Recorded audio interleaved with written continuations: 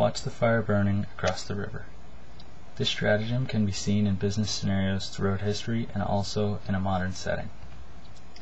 The example I'm going to illustrate is North American vehicle market and the battle between Ford and General Motors. These two companies were massive in North American market, fighting for the #1 spot for decades. Toyota and other similar car companies that chose to sit on the sidelines while the two Goliaths battled are still in business today as a result of it.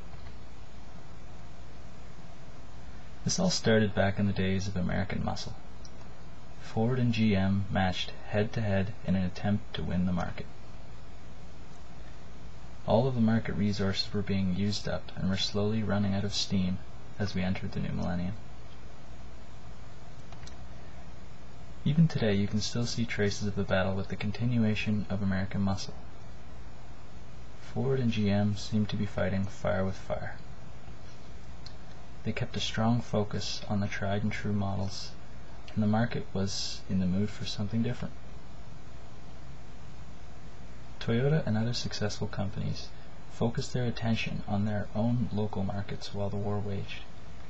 They decided to take a different approach to vehicles, which was to make them more efficient and generally much cheaper. One of the moderately successful movements was the switch to hybrid vehicles.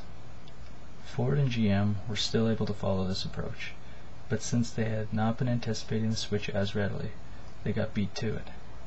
This appeal was eventually enough to gain some ground in the North American market.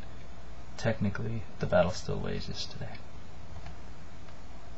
The advantage of these companies of waiting can be seen when you look at the number of different companies that got obliterated or bought out by Ford and GM.